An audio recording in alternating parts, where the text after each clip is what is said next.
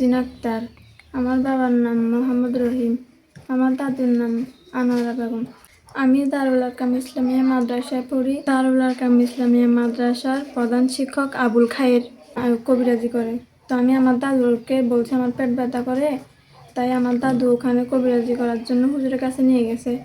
তো নিয়ে যাওয়ার পর এবার হুজুরে বলছে যে আমার আগলা হাওয়া আছে আমার সাথে।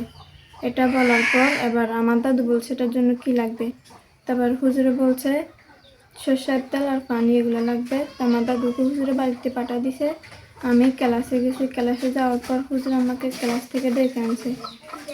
ক্লাস থেকে ডেকে আনার পর আবার হুজুর আমাকে বলছে তোমার দাদুর সামনে তোমাকে কথাগুলো বলি নাই, তোমার সাথে একটা আগলা হাওয়া আছে, প্রতিদিন রাতে তোমার সাথে মিলন করে, ওই আগলা হাওয়াটার জন্য তোমার এই সমস্যা হয়েছে। তারপর আমি বলছি এটার জন্য কী করবো। হুজুরে তারপর প্রথম তেল পরা নিছে হাতে। তেল পরা হাতে নেওয়ার পর এবার হুজুরে আমার জর্জপ্ত করে বুকে হাত দিছে। বুকে হাত দিয়ে তেলগুলো লাগাইছে। আবার তেল হাতে নিছে। হাতে নিয়ে এবার আমার বোরকা উস্কাইতে বলছে। আমি উস্কানে আমাকে জোর করে বোরকা উস্কাইয়ে তারপর উনি আমার লজ্জাস্থানে হাত দিয়ে এবার আমাকে দর্শনের চেষ্টা করে। তারপরে তেল আমার লজ্জাস্থানে হাত দিছে। হাত দেওয়ার পর এবার আমি কান্না করে দিয়েছি। তার একটু পরে আমার দাদু আসছে। দাদু আসার পর এবার আমার দাদু আমাকে কান্না করতে দেখে আমাকে জিজ্ঞেস করছে কি হয়েছে।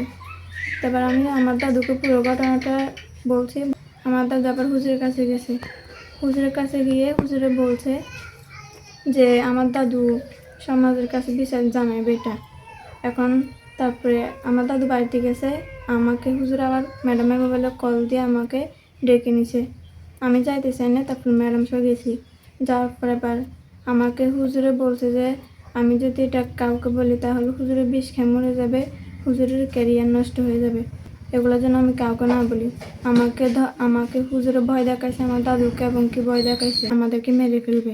তারপর আমরা যখন মামলা করার পর হুজুরে মানে ছাত্রীদেরকে দিয়ে সমাজের লোকদেরকে দিয়ে আমাদের উপর হামলা করে এবং আমাদেরকে হুমকি দেয় আমাদের ঘরটা জ্বালা দিবে, আমাদেরকে এলাকায় থাকতে দিবে না। সে নিজেকে বাঁচানোর জন্য আমাকে খারাপ বানানোর জন্য সে নিজে মানববন্ধন করছে, যেটা মিথ্যে এবং বানানো। শুধু আমি নয়, উনি এই ঘটনা আরও 3-4টা মেয়ের সাথে করছে এবং ম্যাডামের সাথে করছে। ওনারা লজ্জায় এটা মুখ খোলে না। এটা উনি যে খনকারি করে এটা পুরো এলাকা জানে। উনি যে খনকারির নামে এগুলা করে এটা সবাই জানে। যিনি আমাকে দর্শন করার চেষ্টা করছে আবুল খায়ের, উনি তার লোকজন দিয়ে কালকে আমাদের বাড়িতে হামলা করছে।